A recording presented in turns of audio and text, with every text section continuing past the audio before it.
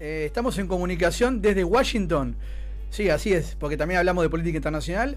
Desde Washington nos escucha Agustina Quirós. Ella es comunera y referenta y congresal del PJ de la ciudad, secretaria del PJ de la Ciudad Autónoma de Buenos Aires.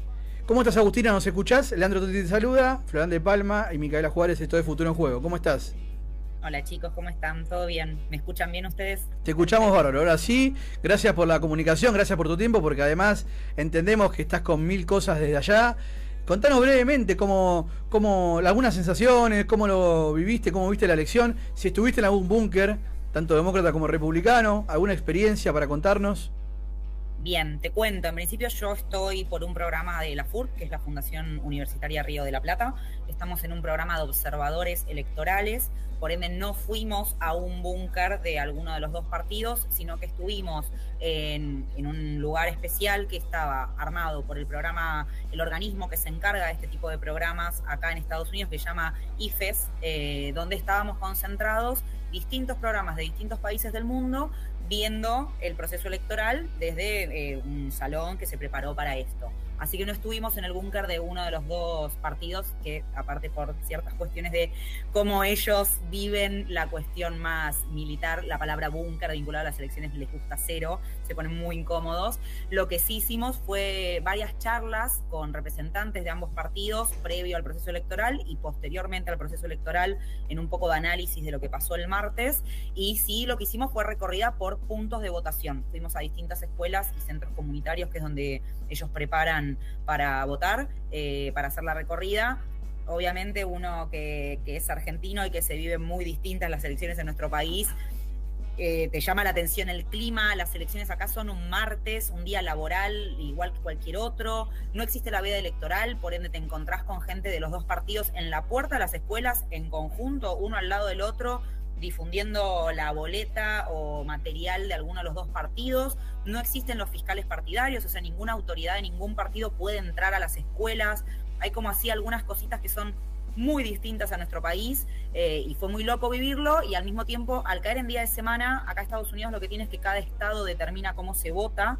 Por ende, hay estados donde podés votar por correo hasta 2 meses del día de la elección. De hecho, casi la mitad del padrón electoral, de la participación electoral, vota antes del día de la elección, en general, o por correo, o por algún sistema que tenga cada estado. Por ende, es como que es muy tranquilo el clima en las escuelas y en la calle. Es un martes laboral y algunos van a votar. Sabemos que la participación, al no ser voto obligatorio acá en Estados Unidos, es mucho menor que en Argentina, porcentualmente hablando. Así que nada, eso es un poco como se vive el proceso. Parece un día mucho más normal que un domingo de elecciones en Argentina, por ejemplo. Sí, a ver, más que nada, acá donde triunfa el establishment, ¿no? Siempre, porque al no haber tanta participación política, porque más o menos, ¿cuánto es el porcentaje que votó en números? De un lado y del otro, pero en total.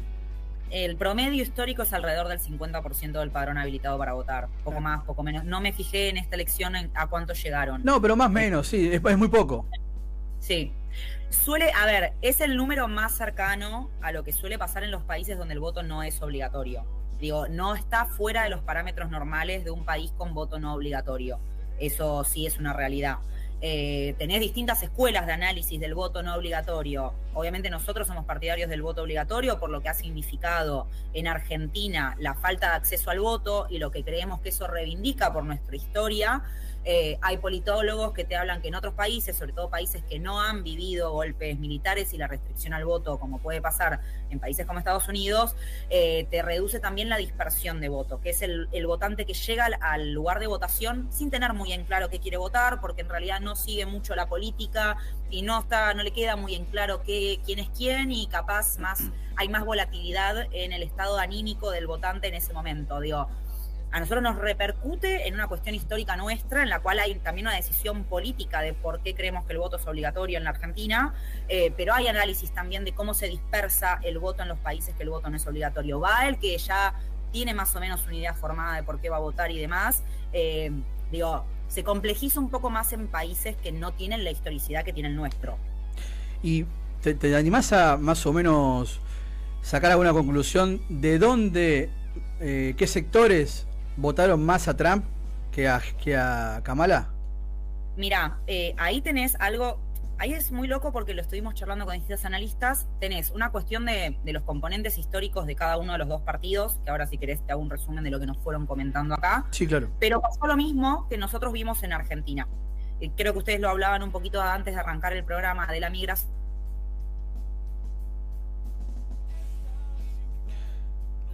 En grandes rasgos, la base electoral de los dos partidos, y voy a ser súper grosera en las delimitaciones como para que se entienda a grosso modo. Sí, claro, acá estamos en llano.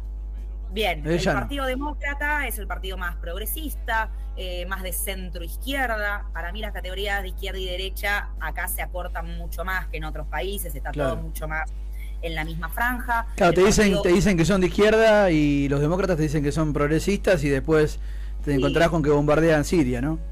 Sí, hay algunas cuestiones de Estado que ellos tienen mucho más delimitadas y que se continúan entre un gobierno y otro. En eso es bastante diferente a cómo nosotros hacemos los cambios de políticas entre gobierno y gobierno. Los demócratas suelen tener un voto más progresista, un voto más de centro-izquierda, un sector más urbano. Por ejemplo, para que te des una idea, donde está el partido, me sale como si estuviésemos en el conurbano bonaerense, pero el estado donde está Nueva York, donde está California, que son los centros urbanos más progres, por así decir, son históricamente votantes del Partido Demócrata. Tenés un sector, bueno, por supuesto, mucha tendencia de voto en la parte afrodescendiente, históricamente antes más composición del voto migrante, que eso es algo que cambió en esta elección, mucho sector profesional, clase media alta. Eso ¿por qué pensás que cambió? Ahí, si querés, te cuento un poco cómo es el voto republicano y charlamos sobre qué pasó ahí con el sector migrante. Dale.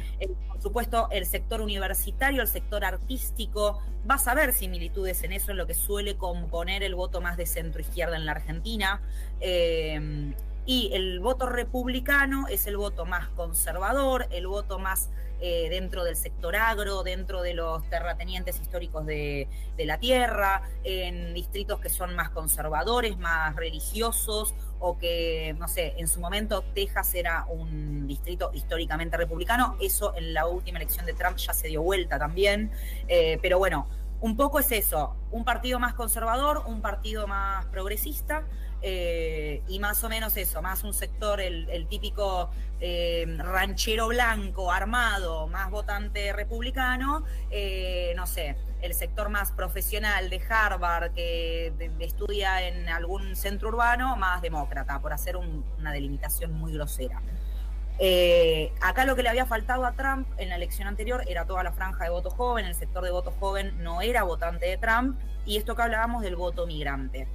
Algunas cuestiones que se plantearon acá, que el voto migrante creció 10 puntos de la última elección de Trump a esta. Tuvo 10 puntos de diferencia a su favor en esta elección, y un aumento, no tan grande, pero un aumento en el sector joven. Las teorías que hay al respecto son dos. Respecto al voto migrante particularmente, a pesar de que él ha tenido un discurso muy agresivo respecto a la migración, respecto a políticas de deportación y demás, un poco lo que se plantea es, le dicen ellos, el síndrome del colectivo lleno, que es mucho más fácil pensarlo si uno está esperando el colectivo el 105 en Parque Centenario, cuando pasa que vos lo ves desde afuera que está medio lleno, pero en el fondo hay lugar, y el colectivero no para porque la gente no se mueve para que no suba más gente porque ya están apretados. Bueno, ese es el síndrome del colectivo lleno, le dicen, que es que los latinos que ya están acá, sea porque ya son primera generación nacida directamente acá en Estados Unidos, primera o segunda generación ya nacida acá, porque ya tienen su situación migratoria un poco más resuelta, sea porque se han logrado sacar la residencia, sea porque están en alguna ciudad que tiene un sistema migratorio más flexible, como pasa en Nueva York, o por distintas cuestiones, que es que ya están adentro del país, perciben que continúe el ingreso empeora su situación, como que los expone más si siguen entrando más latinos, pero que si cortamos acá, yo medio que ya estoy adentro y paso de ser percibido. Es como si dejamos de incentivar este problema, yo acá adentro me quedo. Como que hay un poco de esa cuestión, como que el que ya está dentro de la frontera, sobre todo el que tal vez no es primera generación o ya ha logrado solucionar su situación migratoria, quiere como que, bueno, que se corte para que ya está, nos quedamos los que estamos acá y listo, los que ya lo tenemos resuelto. Claro. Eso es un poco con el voto migrante, como que, bueno, listo, yo ya pago mis impuestos, yo ya saqué mi ciudadanía, yo ya me casé con un local, yo ya tuve hijos acá, toda la serie de cuestiones y de situaciones que hay que son muy variadas en la situación migratoria, de cómo entraron, de si se quedaron entrando legalmente, de si entraron ilegalmente, digo, cambia mucho legalmente esa situación en los migrantes. En base a eso es que se cree que por eso ha habido tanta migración de voto migrante justamente a Trump. Es decir, bueno, regularicemos esto, ya está, cerremos la frontera, nosotros nos quedamos adentro, defendamos a este tipo que va a proteger que no vengan más a este país. Eso es un poco el análisis general que hay sobre todo en el sector demócrata, pero que medio a grandes rasgos todo coinciden de que pasa por ahí un poco el tema. Y respecto al voto joven, hablan mucho de la influencia de Elon Musk, con el tema de redes sociales y demás. Sobre todo en Twitter. Sí, esa es la franja X ahora. Claro, de X. Que esa es la franja que Trump no había logrado penetrar en su momento y que con el apoyo y la colaboración de él logró permear en los jóvenes, que los jóvenes norteamericanos tienen un sector, por supuesto, no todos, tienen mucha admiración por él. Lo que es una figura a seguir. La posibilidad del acceso, por supuesto, al dinero, al estatus y demás. Entonces, que él colaboró mucho en ese viraje que hubo dentro del voto joven, que no fue tan significativo como el migrante, pero hubo.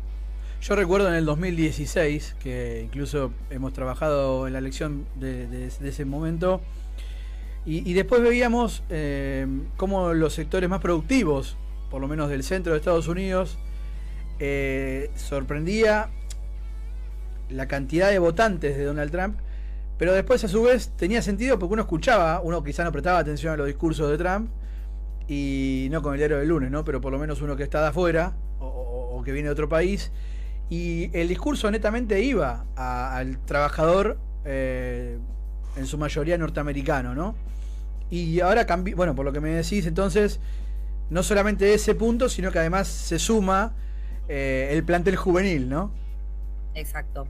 Bueno, esto que vos planteás es algo que, como vos decís, en 2016 había mucha gente que lo señalaba. Bueno, existía mucho el chiste, la chicana, si querés, dentro del sector, yo vengo del peronismo, dentro del sector peronista, de que el archivo de campaña que giraba de Trump, que tenía los puntos de su plataforma de campaña, hablaba mucho de esto, porque justamente un poco el planteo que hacía Trump en 2016, y que lo sigue sosteniendo ahora, no es que abandonó, de hecho esa es una de sus preocupaciones principales, y cuando se habla, digo, dentro de las cuestiones más ideológicas que tiene el MAD, en las que más de él personalmente, digo, obviamente no hemos hablado con Trump, sino lo que te comentan distintos analistas, es eso, que en 2016, en realidad el fuerte de su campaña, al margen de que hablaba de la migración, sí, por supuesto, y de la cuestión con los medios, que él tenía esta discusión con los medios hegemónicos y demás, era hablar de todo el cordón industrial, que es el sector blanco, clase media o clase trabajadora de Estados Unidos, que había perdido no había perdido tanta, no tanto por el tema de la pérdida de trabajo, digo, porque todo el mundo ha perdido trabajo en el sector industrial. Las grandes ciudades han bajado su cantidad de acceso al trabajo a través de la industria para migrar a servicios, pero muchos de esos sectores medios que tal vez trabajaban en la industria y que necesitaban migrar a los que es los trabajos de servicio, gastronomía, digo, lo mismo que pasa en la ciudad de Buenos Aires, no encontraban esos trabajos porque ahí sí, como era una mano de obra menos calificada y como pasa en la ciudad, que gastronómicos están todos en negro básicamente, un sector donde era muy fácil tomar migrantes. Entonces lo que pasaba es, se reduce un área de trabajo histórica en este país, en todo el cordón industrial, dentro de un fenómeno que pasa en todo el mundo con el trabajo de manufactura, y cuando quieren migrar al área de servicios, el área de servicios está más tomada por los migrantes. Entonces, en esa concepción él trabajó el tema de que el migrante te venía a sacar el trabajo, que no es exactamente así, pero que esa era la construcción del relato en ese momento. Así que bueno, eso fue lo que se trabajó mucho en 2016, y por eso se hablaba de que Trump en realidad hablaba de una cuestión muy proteccionista del trabajo interno, de volver a generar trabajo adentro de Estados Unidos, y bueno, obviamente la preocupación que hay ahora con el tema del nearshoring, que era el tema de traer industrias de China de vuelta para Estados Unidos y países allegados como México particularmente, y que ahora la parte que podía ser inversión, particularmente en México y otros países de Latinoamérica, para atraer esas industrias, hay preocupación de cuál va a ser el lineamiento de Trump, de que su objetivo es generar trabajo adentro de...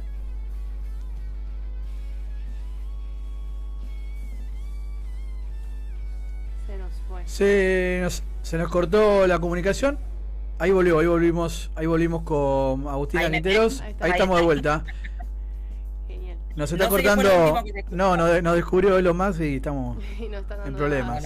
No, ahí te escuchamos. Ahí podemos continuar, Agustina. Estamos. ¿Qué fue lo último que se escuchó? Así no les repito. Lo de traer de China para generar más trabajo. Sí. Bueno, en la cuestión del conflicto comercial que tiene Estados Unidos con China, el nearshoring es algo que venía trabajando Estados Unidos con el tema de volver a traer empresas, dar incentivos para que las empresas norteamericanas vuelvan a ubicarse tanto en Estados Unidos como en países cercanos. Particularmente uno de los países que más se podía beneficiar de esta política iba a ser México. Y ahora hay preocupación sobre la voluntad que pueda tener Trump en continuar esa política, más que nada porque hoy su prioridad no es tanto la vinculación con el resto de Latinoamérica, la inversión en Latinoamérica, sino en generar trabajo adentro de Estados Unidos. O sea, como ustedes decían recién respecto al meme que subieron sobre Milei, Trump tiene un discurso muy proteccionista de la economía doméstica. Sí, de proteccionismo, como le dicen, ¿no? Ser proteccionista. Exacto. Todo lo contrario a lo que es Milei. Todo lo contrario a lo que es Milei, sí, totalmente. Eso le quería preguntar a Agus, ¿cómo va? Mica Juárez te habla acá. Te quería preguntar Hola, principalmente eso del paralelismo, digamos, entre, bueno, Milei acá, que quizás son figuras más, uno pensaría en el inconsciente colectivo, que son más bien cercanas, y después cuando te pones a hilar un poco más fino o a leer nada más las propuestas, ves esto de, bueno, uno es más proteccionista, el otro dice que no existe el Estado, como los puntos principales, digamos, de cada uno para mostrar, digamos, las diferencias entre Donald Trump y Javier Milei. A ver, creo que en lo que son muy similares es en los fenómenos que representan en nuestros países, por Milei en Argentina y por Donald Trump en Estados Unidos.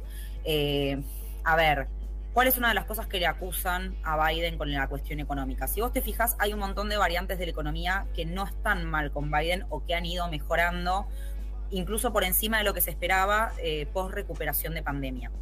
Sin embargo, lo que se lo acusa es de inflación muy alta por fuera de los estándares que está acostumbrado a Estados Unidos, y por otro lado el tema del endeudamiento que tiene Estados Unidos en este momento, que está muy pasado por lo que ellos están acostumbrados en la cuestión del déficit fiscal. Están muy fuera de lo que son los patrones comunes de la economía norteamericana. Entonces, no sé si les suena la acusación de la inflación y del problema de déficit, ¿no? Digo, es algo que los peronistas estamos acostumbrados a ser acusados de eso. Eso ha sido muy dilapidario en la economía para Biden, porque si bien algunas variantes están mejor, incluso mejor de lo que se esperaba post pandemia, la plata en el bolsillo a la gente le rinde menos. Es así de simple. Digo, mismo fenómeno que en Argentina en algunos procesos que hemos tenido nosotros. Hay mucho descontento con eso y creo que en todos lados está pasando un gran descontento con la capacidad de los estados de resolver algunas cuestiones que la población quiere o desea. Y en ese contexto empieza a romperse mucho la estructura estatal de partidos, de política y demás del país. Que creo que es, digo, en muy distinto contexto, pero con algunas similitudes, algo que pasó en Argentina.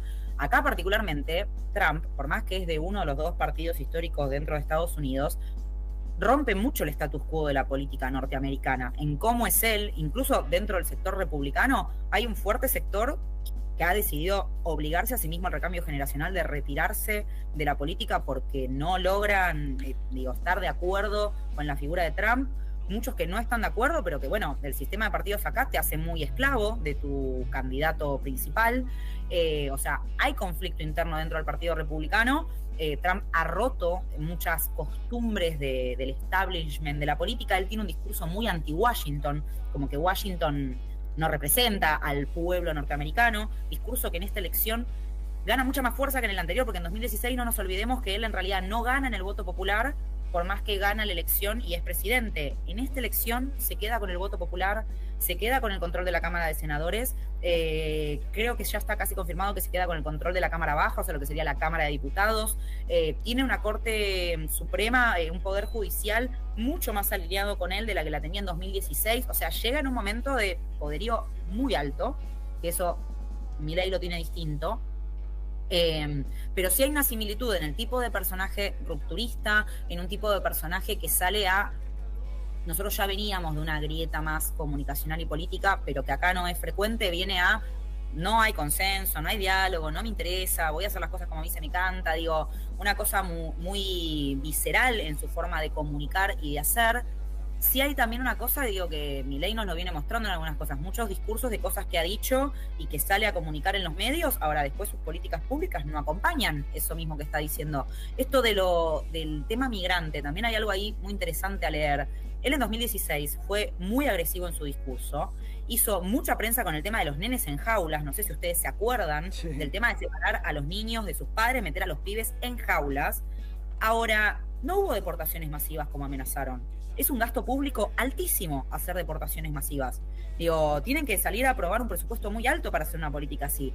En los términos reales de deportación, no fue tan agresivo como prometió. Hizo mucho show en los medios sobre el tema para asustar mucho a un sector de la población, generó mucha atención sobre el tema, pero después no hubo la cuestión de sacar masivamente a los migrantes del país.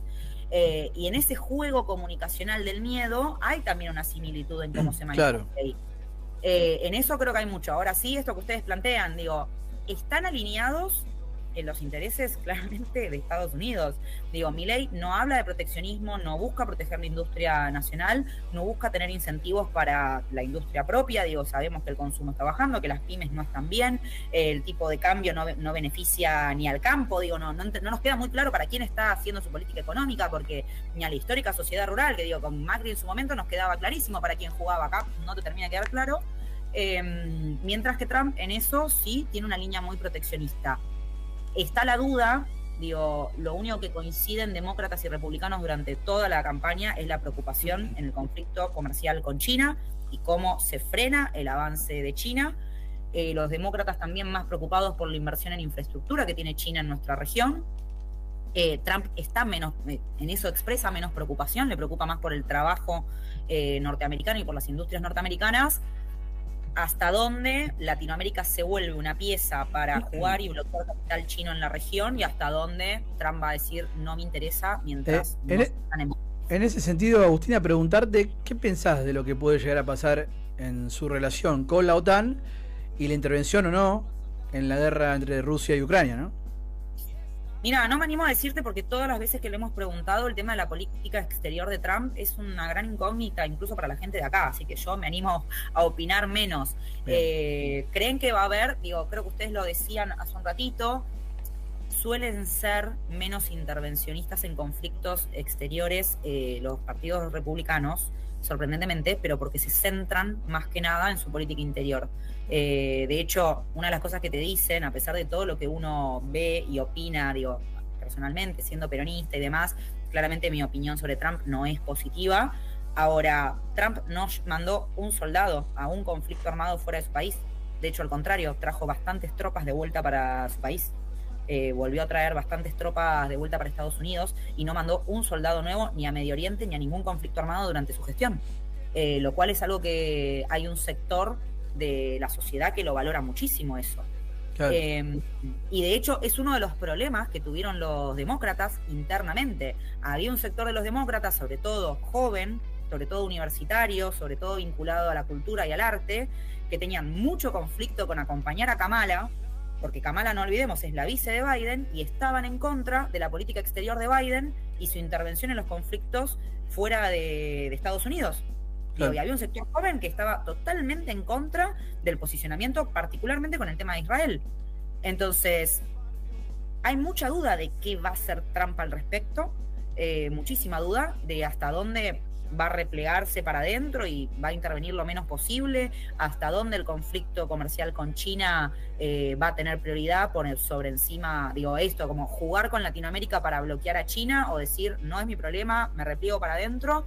No hay certezas, no hay nombres todavía de quienes van a ocupar los lugares de la política exterior dentro del Estado, así que no me animo a dar un veredicto, sí a plantear como el escenario es este.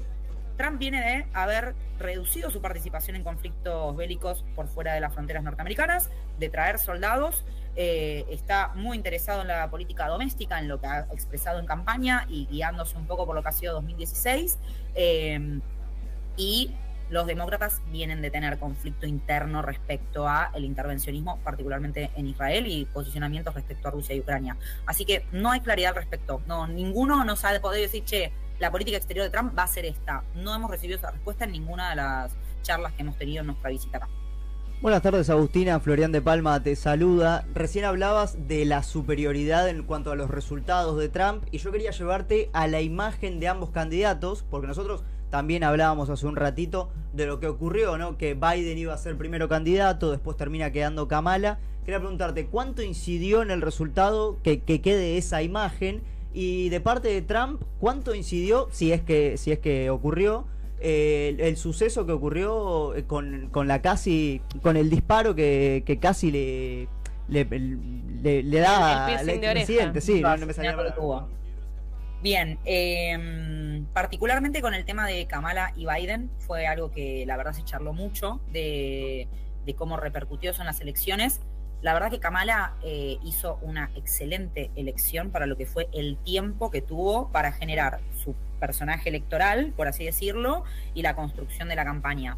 Realmente no te lo dicen así porque ellos son muy institucionalistas y protegen mucho a sus figuras institucionales. En este momento Biden es todavía el presidente de los Estados Unidos, por ende, en eso los argentinos somos mucho más a los ponchazos, ¿no? Pero ellos son muy cuidadosos en cómo hablan de sus figuras institucionales. No te lo dicen en estos términos, yo lo voy a decir en criollo para simplificar. Un poco la sensación es que les hubiese ido peor con Biden, a pesar del poco tiempo que tuvo para trabajar la campaña. Básicamente porque, bueno, Kamala pudo trabajar otro sector de voto por ser mucho más joven, por, si se quiere, o sea, horrible, pero acá pesa bastante, más la similitud de perfil con Obama. Todo ese tema ayudó y la verdad que tuvo un repunte en las encuestas. Ella fue levantando muchísimo el porcentaje de las encuestas. Las encuestas daban todas empate técnico hasta el martes. El martes nadie se animaba a decirte quién ganaba. Obviamente quien trabajaba para cada equipo de campaña tenía una preferencia y analizaban algunas variantes que les daba a entender que tenían una posibilidad de ganar. Ahora bien, ninguno se animaba a dar certeza porque todas las encuestas daban empate técnico. Sobre todo, esto que hablaban ustedes antes de comenzar el programa, en los estados que son clave por la cantidad de electores que aportan al colegio electoral. Que esos, o sea, si vos ves el detallado de cada estado, hay muchos estados que fue muy pareja la elección. El tema es que acá, por cómo funciona el sistema, el que gana por un voto se lleva a todos los electores. Entonces, nadie se animaba mucho a decir, che, ¿qué va a pasar? Porque depende cada estado. Si un estado salía 51-49, por una diferencia muy menor que ninguna encuesta te puede sacar exacto, se llevaba a todos los electores para el colegio electoral. Entonces, fue muy reñida. Hasta el martes te podían dar una opinión, una expresión de deseo, pero todo el que más o menos te hablaba seriamente de la campaña hablaban de que estaban en un empate técnico. Así que la verdad lo que sí se puede hablar es que Kamala levantó mucho esta campaña. Pero bueno, y respecto al intento de asesinato, nunca nos lo hablaron como algo que haya hecho un impacto así como que te dio vuelta la elección. No, de eso no nos lo han expresado. Sí, lo que te cuentan es algo muy similar a lo que vemos nosotros, tanto con los votantes de Milei como con votantes muy fanáticos de Macri o votantes muy fanáticos de nuestro sector peronista, que no importa lo que hiciera Trump, aplicó también con el tema de las causas judiciales que tiene Trump. Medio que no importaba lo que hiciera, el que quería votar a Trump, como claro. Que hubo poco movimiento de los polos ya confirmados. Sí hubo como un crecimiento en la participación, sobre todo todo lo que es afrodescendientes, mujeres y juventud, con la figura de Kamala, por un tema también de detener la vuelta de Trump. En ese sector se vio una levantadita en la intención de voto, pero bueno. Y hasta de pertenencia, ¿no? Sí, de representación. Sí, también. Agustina, preguntarte, ¿cuándo volvés para Argentina, para Buenos Aires? Para Argentina el martes que viene recién. O sea, el programa termina mañana viernes. De ahí yo me voy a otro estado, me quedo 4 días y me vuelvo el martes. Pero acá en Washington hasta el viernes. Bien, porque seguramente se lo sabés, pero ya el PJ tiene presidenta, el PJ a nivel nacional. Sí, por supuesto. ¿Vos a quién hubieses votado? Yo, a Cristina, el PJ de la Ciudad de Buenos Aires sacó un comunicado en unidad expresando el acompañamiento a la candidatura de la presidenta Cristina Fernández de Kirchner. Bien, ¿y qué pensás de Quintela? No, creo que es un compañero que intentó hacer una propuesta respecto a la conducción del partido. Creo que era un momento donde era difícil hacer ese planteo y que estaba en una situación federal complicada. Estamos en un momento muy debilitados, el peronismo a nivel nacional de gobernadores, y que se dio una situación que era difícil de sostener en este momento para el peronismo, sobre todo con una figura como la que es Cristina, que sabemos que es un gran ordenador del peronismo. Así que, pero bueno, me parece válido que los compañeros se planteen el deseo de sumar nuevas voces al PJ. Dudo que eso se limite simplemente porque no hay una interna. ¿Y de Axel Kicillof y su postura? Fue muy claro Axel en su postura respecto a la carta, y me parece que no vamos a andar hablando por Axel cuando ha expresado un texto súper amplio al respecto. No, porque digo que algunos dirigentes del PJ dijeron que estaba muy indeciso, no podía ser tan indeciso. Por ejemplo, Máximo Kirchner dijo que dudó de cómo puede haber dudado en un momento así. No sé, digo, vos. Creo que eso corresponde. Mira, yo soy de un espacio que es exclusivamente de la Ciudad de Buenos Aires. Ese conflicto nos llega mucho menos dentro de la Ciudad de Buenos Aires. Entiendo que hay conflictos que se dan dentro de la provincia por cómo es la distribución territorial de la provincia, por cómo se administra el partido y la gobernación dentro de la provincia, y es entendible que ese conflicto lleve que algunos compañeros tengan declaraciones que repercuten en su territorio, y es dentro del juego de la política. A mí, como persona que participa, trabaja, milita en la Ciudad de Buenos Aires, es un conflicto que nos llega mucho menos, y por eso también se reflejó en la voluntad del partido de la Ciudad de Buenos Aires en acompañar en unidad la candidatura de Cristina. Así que nada, estamos en un momento de mucho movimiento dentro del partido. Es entendible, es lógico, están pasando cosas que creo que a todos los peronistas nos cuesta digerir, procesar y trabajar, que requiere mucha lectura para adentro, que requiere mucho trabajo para adentro. Lo que sí podemos sacar de similitud con Milei y Trump es la cuestión de que un sector de voto que siempre ha sido más cercano a nosotros en estas últimas elecciones no nos acompañó, que particularmente en la Ciudad de Buenos Aires se vio mucho en los barrios populares, y creo que eso mueve mucho la discusión interna, mueve mucho el cómo pensamos que se hace política, el cómo pensamos que se estructura el partido, y creo que todo lo que sucede tiene sentido y se entiende y tiene lógica dentro de este reordenamiento que estamos teniendo y de esta necesidad de replantear cómo vamos a hacer política, sobre todo en vista de las elecciones del año que viene. Así que todo lo demás es parte del folclore del peronismo. Muy bien, Agustina, para cerrar, ¿cómo se viene preparando para la Ciudad Autónoma de Buenos Aires en ese sentido, ¿no? De construcción. Y lo que tenemos en la ciudad es que tenemos 16 años de hegemonía del PRO, puntualmente, con las distintas estructuras que ha tenido, en alianza con el radicalismo, ahora alejado del radicalismo, ahora en acercamiento con la Libertad Avanza y demás. Por supuesto, el peronismo siempre tiene una postura y una posición del tipo de ciudad donde queremos vivir, de cómo creemos que se tienen que invertir los recursos del distrito más rico de toda Latinoamérica prácticamente, de cómo se tiene que articular las políticas públicas dentro de la Ciudad de Buenos Aires.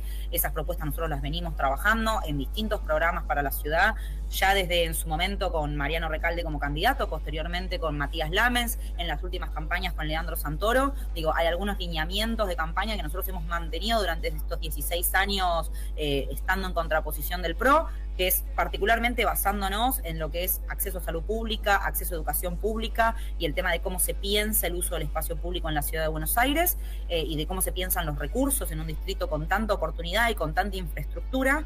Eso se sigue trabajando, pero inevitablemente somos conscientes también de que lo que pase con las alianzas electorales entre el PRO y la Libertad Avanza va a condicionar mucho cómo trabajen otros actores dentro de la ciudad, que pase con actores como la coalición cívica, el radicalismo, que son fuertes en la ciudad, y que algunos de esos actores incluso tienen hoy por hoy una lectura de Milei más similar a la nuestra que a la de tal vez el espacio de Jorge Macri, y que lo que decida hacer el PRO, Jorge Macri, Mauricio Macri y la Libertad Avanza respecto a la Ciudad de Buenos Aires, que es el bastión histórico del PRO y al mismo tiempo es el distrito donde menos creció la Libertad Avanza de las legislativas de 2021 a las definitivas de 2023, va a repercutir mucho en cómo algunos actores decidan posicionarse en contra de Milei. Así que lamentablemente va a depender mucho, creo. Salvo que aparezca una Karina Milei encabezando una senaduría.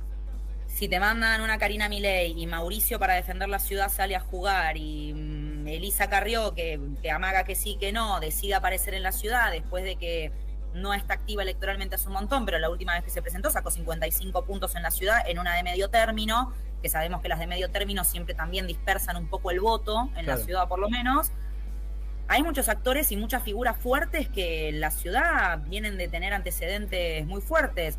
Larreta sigue pensando no aparecer en la ciudad después de lo que ha sido 2 campañas súper exitosas, pero una campaña presidencial muy desastrosa. Tal cual. Hay mucha figura fuerte de la ciudad que no es del peronismo, a eso me refiero, que tiene decisiones para tomar respecto a qué pasa en la ciudad, y creo que para el PRO no es una pavada, no es solamente la discusión nacional, es su bastión histórico, es su cuna, es un distrito que han gobernado con soltura, destrozándonos con más de 50 puntos de voto durante muchas elecciones al hilo, reitero, 16 años de continuidad de un proyecto político.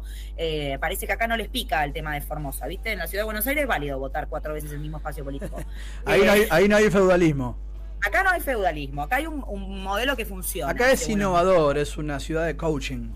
Sí, venimos de eso, creo que hay mucha necesidad del PRO a nivel capital político de proteger esa bandera. La ciudad de Buenos Aires es una gran ventana de lo que es el PRO, si bien entendemos que ya no existe en sí mismo con la misma composición que lo conocíamos, sigue siendo su bastión, y creo que La Libertad Avanza tendrá que oscilar entre que están en un momento bien y en crecimiento en algunas aceptaciones en algunos sectores sociales, pero en la ciudad de Buenos Aires de 2021 a 2023 crecieron poquísimos, el distrito donde peor le fue. La ola violeta acá en la ciudad no entró como ellos esperaban. Así que creo que esos 2 factores van a definir mucho de cómo se termina de armar el mapa. Sí, lo importante y lo clave, y que creo que todos los peronistas que militamos territorio, que seguimos protegiendo la herramienta del partido y demás, creemos que tenemos que tener un proyecto sólido y una propuesta sólida, pase lo que pase con quien hoy oscila el poder en la ciudad. Nosotros en contraposición tenemos que estar listos para todos los escenarios. Agustina Quinteros, te agradecemos muchísimo por la comunicación, gran trabajo que estás haciendo allá en Estados Unidos, precisamente en Washington, D.C. No traje suerte todavía, pero bueno. ¿Por qué? Y porque ganó Trump. Bueno, pero por ahí sí, para los Estados Unidos, para los norteamericanos. No se sabe qué significa del todo para Latinoamérica. Claro, por eso. ¿Plan Cóndor 2.0? Claro, porque tampoco es como dijimos. Nos ignoran. Es mejor sería que nos ignoren. Ojalá que, digamos, bueno, aprovechamos ahora para pedir un deseo para dentro de 4 años, que los demócratas se renueven con latinoamericanos, con... Esos deseos para la casa. De hecho, es el problema de ellos. Guardate los deseos de renovación para casa. No, porque me hablas de la suerte, digo, bueno, por mí. No voy a decir lo que pienso de Estados Unidos, pero no sé si suerte, por eso te digo. Para mí, la suerte tiene que traerla acá para que se termine el macrismo en la capital federal, en el país. Bueno, esa es la suerte que tenemos que tener, ¿no? Me parece. Totalmente. Un abrazo grande, muchas gracias por esta comunicación. Y por supuesto, cuando quieras, podés venir al estudio de Futuro en Juego. Cuando gusten. Ahí pasaba Agustina Quinteros, comunera y secretaria del PJ de la Ciudad Autónoma de Buenos Aires, que está como vedora, como delegada en lo que fue las elecciones de Estados Unidos, donde Donald Trump nuevamente es el presidente del país norteamericano.